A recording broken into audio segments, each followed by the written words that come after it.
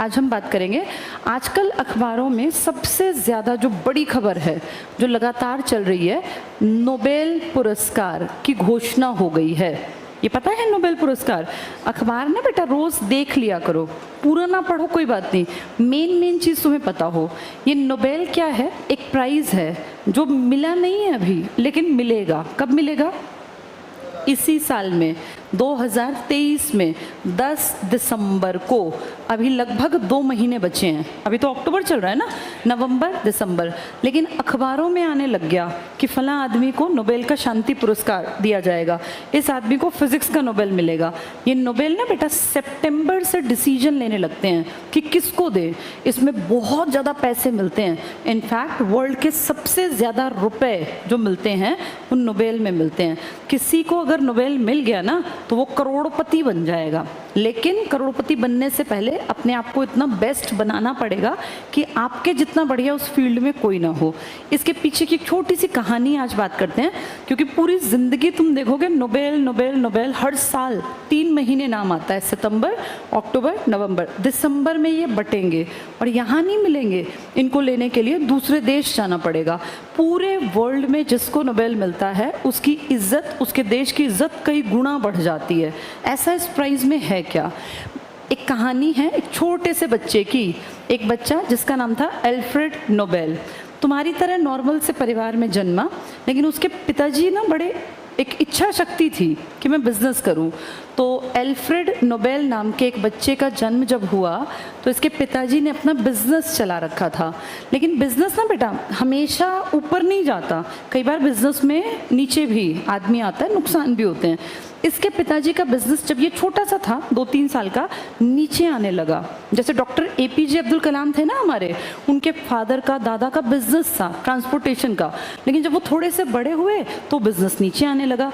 देखो ये जो चीज़ें लाइफ कैसे कैसे बदलती है। जितने महान लोग हैं ना उन सब ने संघर्ष किया। अब अल्फ्रेड नोबेल के फादर वैसे तो बिजनेसमैन थे, लेकिन जब नोबेल 4-5 साल का था, 3-4 साल का, फादर का बिजनेस एकदम से नीचे बैठ गया। इतनी गरीबी आ गई कि इनका सब कुछ बिक गया। उस ज़माने में बहुत थोड़े से पैसे इसके पिताजी के पास रहे, उन्होंने अपना घर भी बेच दिया और बोले अब मेरे पास कोई साधन नहीं है।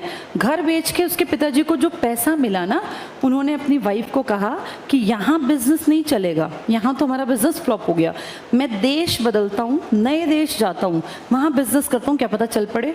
तो उसकी वाइफ ने कहा हम लोग, तो बोले अभी तो हमारे पास इतना पैसा भी नहीं कि हम पूरा परिवार उठ के दूसरे देश, क्योंकि दूसरे देश जाने में पैसा खर्च होता है, वहाँ नया घर, नया सब कुछ लेना पड़ेगा।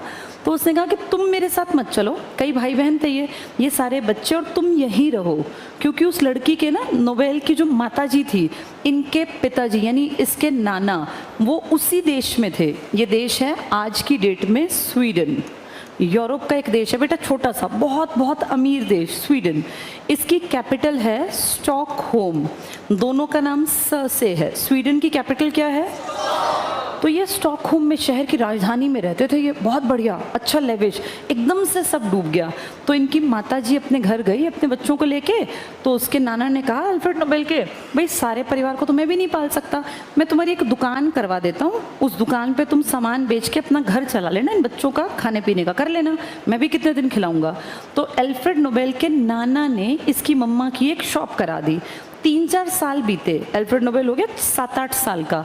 तब तक 3-4 सालों में इसके फादर जो सब कुछ बेच गए थे ना, वो सारा पैसा उन्होंने जाके USSR में लगा दिया, जिसको आज तुम रशिया कहते हो। यहाँ देखो लक फैक्टर होता है, मेहनत की, यहाँ बिजनेस चल गया। जो बिजनेस कहाँ डूब गया था? बिजनेस चल गया। बिजनेस चल गया तो पैसा आया तो और पैसा और पैसा और पैसा, अमीर बन गए।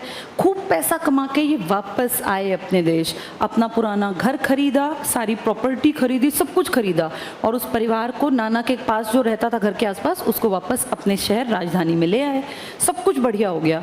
जब सब कुछ बढ़िया हो ना बेटा, तो खूब पढ़ना लिखना चाहिए, ये नहीं सोचना चाहिए कि मेरा तो अच्छा टाइम है मैं क्यों पढ़ूं। इसके फादर ने होम ट्यूटर रखा, अपने घर पे बुलाया कि भाई ये हमारे बच्चे हैं, इनको घर पे पढ़ाओ।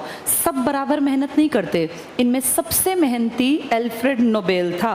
नोबेल ने खूब ध्यान दिया पढ़ाई पर, मैथ्स, फिजिक्स, उस ज़माने में इकोनॉमिक्स और सब कुछ इसको समझ में आता था।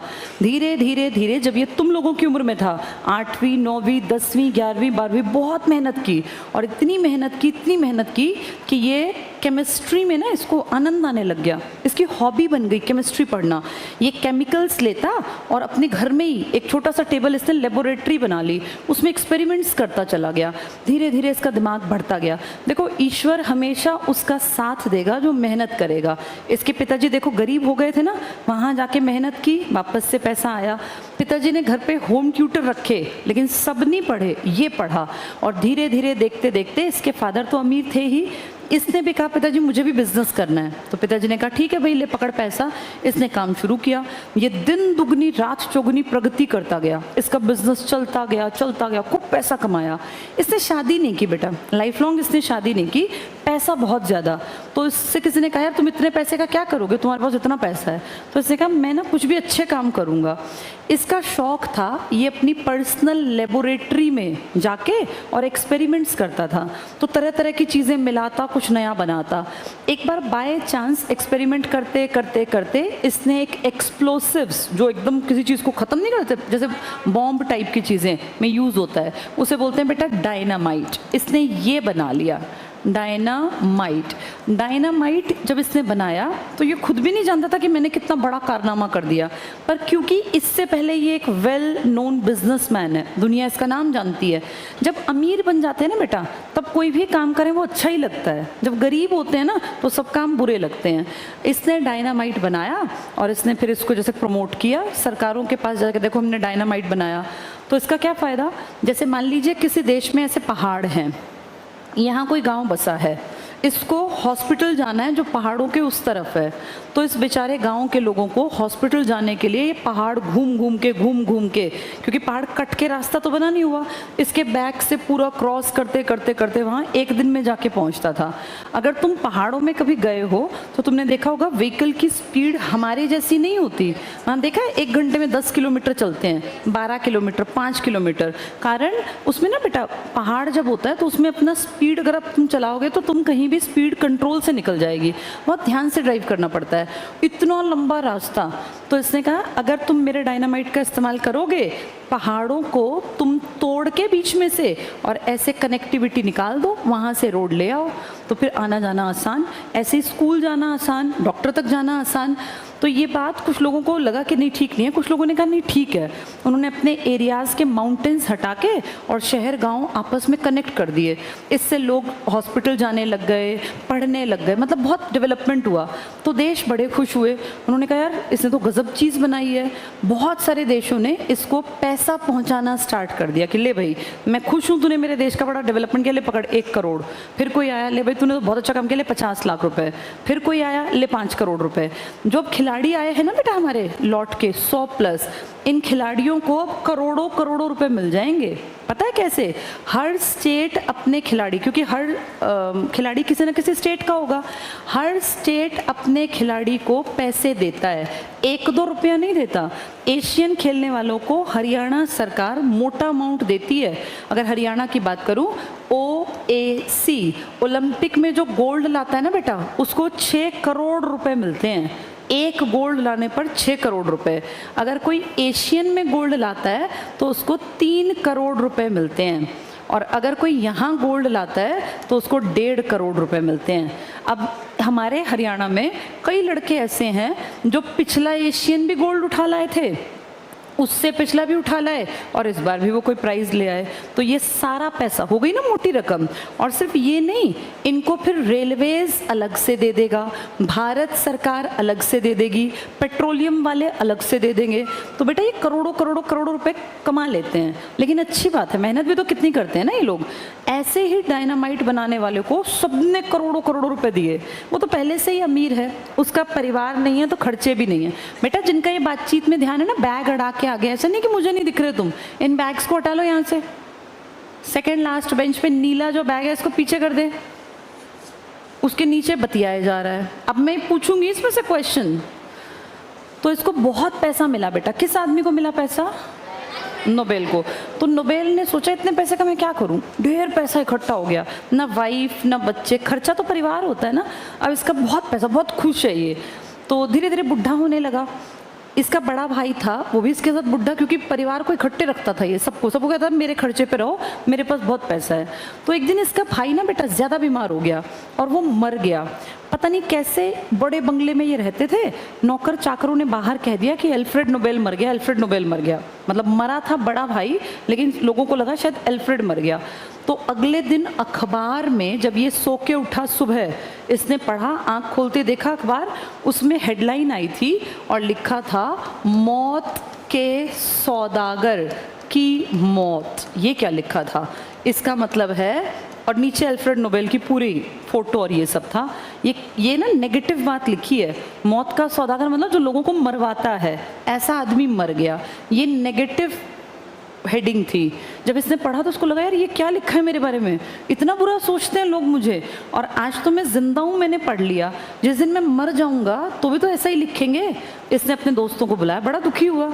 इसने दोस्तों को बुलाया और कहा यार मैं चाहता हूँ जिस दिन मैं मरूं लोग ना रोएं, दुखी हों मेरे नाम से, मुझे याद करें, और सब लोगों को पता चले धरती पर कि मैं कोई आदमी था जिसने भलाई के लिए काम किया। और मेरे इस पैसे का मुझे क्या फ़ायदा जब मुझे मरने के बाद लोग मेरे ऊपर थूकेंगे, तो मुझे क्या फ़ायदा इस पैसे का। तो सारे दोस्तों ने बैठ के प्लान किया कि यार देख, अब बुढ़ा तो तू हो गया, हम भी हो गए, मरना सबको है, तो जिस दिन तुम मरेगा ना, तेरे मरने से पहले एक बड़ी घोषणा कर दे और कुछ ऐसा कर जा जो आने वाले बच्चे, अगली पीढ़ी दर पीढ़ी तेरे बारे में सुने और जाने। तो उन्होंने कहा क्या करें ऐसा? तो बोले जो लोगों के लिए काम करे ना उनको प्राइज देंगे। लोगों के लिए कैसे काम करे?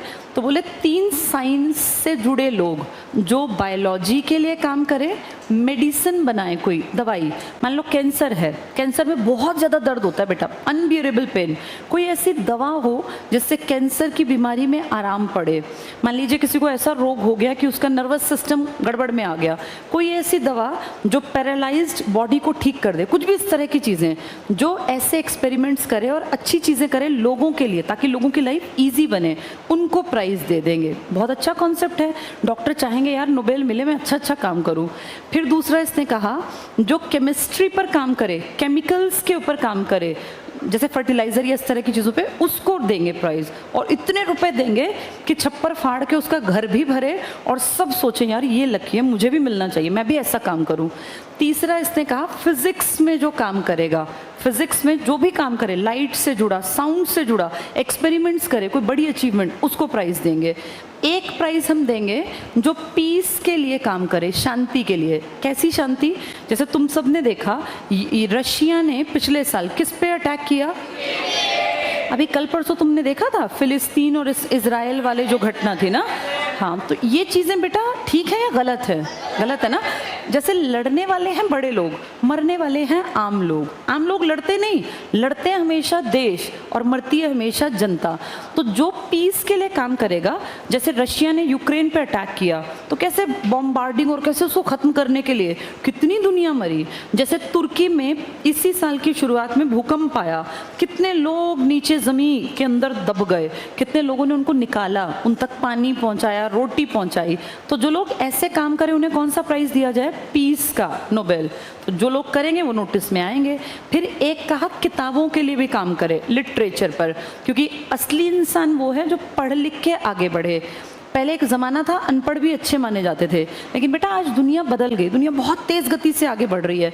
ज्ञान सिर्फ ज़िंदगी जी के नहीं हासिल कर सकते, पढ़ना भी पड़ेगा। तो जो लिटरेचर लिखे, अच्छी कहानी, अच्छी कविताएं, जिससे तुम्हारे मन में इमोशंस पैदा हों, उनको भी प्राइज़ दें। ये कितने हो गए टोटल मिला के? 5। 3 तो साइंस के हो गए, physics, chemistry, bio plus medicine, एक शांति का पीस, और एक किताब कॉपी लिखने वालों का लिटरेचर। ये स्टार्ट किया इन लोगों ने जब ये मर गया। जैसे जीते जी शुरू नहीं किया, ये प्लानिंग चल रही थी 1893 से कि जब मैं मर जाऊंगा तो क्या करेंगे। अब इतने करोड़ों रुपए घपला कर दे, कोई खा जाए इसके पैसे, इसका दोस्त ही खा जाए। तो इसने ना अपने जीते जी अपने सारे पैसे का एक ट्रस्ट बना दिया। ट्रस्ट क्या होता है बेटा? ट्रस्ट का मतलब क्या होता है? विश्वास। ट्रस्ट बेसिकली ऑर्गेनाइजेशन के रूप में बना देते हैं जैसे टाटा है, टाटा बिरला, जैसे अंबानी है, अंबानी का तो परिवार है। टाटा में ना बेटा उनकी फैमिली नहीं है, टाटा में बहुत सारे लोग बाहर के भी जुड़ गए, क्योंकि कई टाटा ऐसे हुए हैं जिनके परिवार काबिल नहीं थे, उन्होंने काम नहीं किया। अब जैसे रतन टाटा हैं, सुना है नाम तुमने? 80 इयर्स प्लस हो गए, कितने बुढ़े से हो गए, बुजुर्ग से। अब रतन टाटा जो है हाथ पैर भी ऐसे कांपते हैं, उन्होंने शादी नहीं की, शादी नहीं की तो उनका अपना बेटा तो है नहीं कोई, तो अब इस कंपनी का अगला वारिस कौन होगा ये ट्रस्ट डिसाइड कर लेगा बेटा। तो ऐसे ही एल्फ्रेड नोबेल ने मरने से पहले अपने कुछ खास लोगों को मिलाकर एक ट्रस्ट बना दिया और कहा कि ये ट्रस्ट डिसाइड करेगी, क्योंकि इसमें कोई पैसा खा नहीं सकता, 10-12 लोग हैं, कौन पैसा खाएगा, एक खाए तो पकड़ा जाएगा वो। तो इस ट्रस्ट ने कहा जब ये एल्फ्रेड नोबेल नहीं रहेगा तो हम काम करेंगे। अब एल्फ्रेड नोबेल मर गए 1896 में। ये बहुत इंपॉर्टेंट ईयर है बेटा, इसमें पहली बार हम इंडियंस ने वंदे मातरम गाया था। इससे पहले हमने वंदे मातरम नहीं गाया। वंदे मातरम पता है क्या है? वो नेशनल सॉन्ग किसने लिखा था? नहीं, टैगोर ने नहीं लिखा, बंकिम चंद्र चटर्जी ने। उन्होंने एक ना नॉवल लिखी थी जिसका नाम था आनंद मठ, उसमें लिखा था ये। किस लैंग्वेज में लिखा गया है ये? संस्कृत में। कुछ वर्ड्स बंगाली हैं, बेसिकली संस्कृत है। अब ध्यान से सुनो सब लोग। जब ये आदमी मर गया, इस आदमी के मरने के 5 साल बाद, डिसीजन लेने में 5 साल लग गए, 1901 में पहली बार नोबेल प्राइज दिए गए। तो ये पेपर में कभी भी कोई भी पूछे तुमसे, बताओ पहले नोबेल कब दिए गए?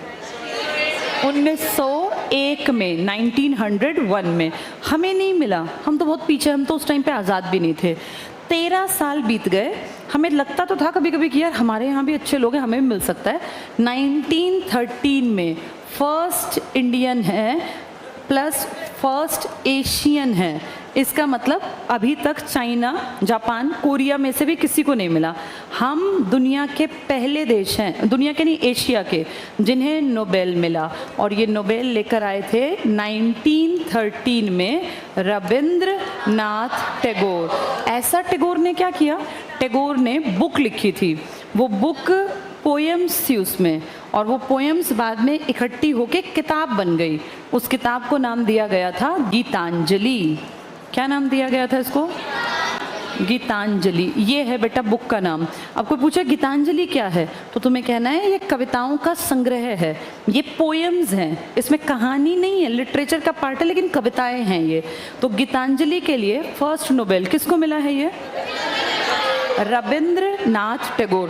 टैगोर ना बेटा बहुत अमीर खानदान के लड़के हैं, बहुत अमीर। इनके दादा की फोटो क्लास 10th में छपी हुई है ना, 10th की NCERT की किताब में एक फ़ोटो छपी हुई है इंडस्ट्रियल रिवॉल्यूशन में, उसके नीचे टैगोर लिखा है। किसके दादा है वो? हाँ, क्या नाम था उनका? द्वारिका नाथ टैगोर। इनके द्वारका नाथ का बेटा हुआ फिर देवेंद्र नाथ टैगोर, फिर उनका बेटा हुआ रविंद्रनाथ टैगोर। ये ना बेटा पुश्तैनी बहुत पढ़े लिखे और काबिल लोग थे। मैंने आपको कभी कभी बताया होगा, इंडिया में कुछ फैमिली बहुत खानदानी थी, इनके पास बहुत पैसा, बहुत पढ़ाई लिखाई, जिनमें बोस का परिवार आता है, जिनमें नेहरू का परिवार आता है, गांधी का परिवार आता है, पटेल का परिवार आता है। इस तरफ जाएं तो टैगोर का परिवार। टैगोर बंगाल में थे, उड़ीसा में हमारे बोस थे, उधर गुजरात में गांधी थे, गुजरात में ही पटेल थे। ये ना बेटा उस जमाने के बहुत अमीर खानदान के लोग थे, इनके पास बहुत पैसा था, ये बेसिकली रिच थे। लेकिन ये रिचनेस में बिगड़े नहीं। इन्होंने ये नहीं सोचा कि मेरे पास इतना पैसा है तो मैं क्यों पढ़ूं, मैं तो ऐश करूंगा। नहीं, इन्होंने सोचा कि हमें खूब पढ़ लिख के देश के विकास के लिए काम करना है, तभी तो आज पढ़ाए जा रहे हैं। तो इंडिया में पहला नोबेल कौन लेकर आया? रविंद्रनाथ टैगोर। और बुक का नाम क्या था? इसके बाद तो बेटा एक लाइन लग गई, और भगवान की दया से इंडिया आज़ादी से पहले 2 बार नोबेल उठा लिए हमने, एक 1913 में और एक 1913 को उल्टा कर दो 1931 में। इसमें हमें नोबेल मिल गया था। और 1913 के बाद एक लंबी सीरीज़ है। जैसे पूछेंगे पहला नोबेल बताओ किस में मिला, फील्ड थे ना इसके, बताओ पहला किस में मिला? लिटरेचर में। लिटरेचर में नोबेल हमें मिल चुका, पीस में हमें मिल चुका। पीस में किसको मिला था हमारा? बेटा गांधी को मिला नहीं, गांधी को नॉमिनेट किया गया। महात्मा गांधी का ना बड़ा मज़ेदार है, 3 बार नाम गया लेकिन गांधी जी को मिल नहीं पाया था। मदर टेरेसा को मिला था नोबेल। 1997 के आसपास की घटना है, सन तुम्हारे लिए भी उतने इंपॉर्टेंट नहीं है। मदर टेरेसा को नोबेल मिला था शांति के लिए। और अपने यहाँ पर हमारे देश में सबसे बड़ा प्राइज़ है बेटा भारत रत्न। वो भारत रत्न हमने मदर टेरेसा को अगले साल दिया। हमने दो पता है अजीब बात क्या की है, बाहर के लोगों ने हमारे लोगों को पहले पहचाना कि यार ये तो बड़े अच्छे अच्छे इंडियंस हैं। तो ऐसे 2 लोग, एक मदर टेरेसा और एक हमारे डॉक्टर अमर्त्य सेन थे बेटा। इकोनॉमिक्स के लिए उनको नोबेल मिला था। आगे जाके बताती हूँ इकोनॉमिक्स से ही मिलता है। मैंने 5 लिखे हैं क्योंकि वो लेट शुरू हुआ। इन दोनों को दुनिया ने पहले कहा भाई ये तो बहुत ग्रेट इंडियन है, फिर हमें लगा रहे तो हमारी देश के थे, फिर हमने कहा चलो हम भी इनको इंडिया का बड़ा प्राइज़ देंगे। तो हमने इन दोनों को अगले साल कौन सा प्राइज़ दिया? भारत रत्न। इंडिया का सबसे बड़ा प्राइज़ है भारत रत्न और वर्ल्ड का सबसे बड़ा प्राइज़ है नोबेल।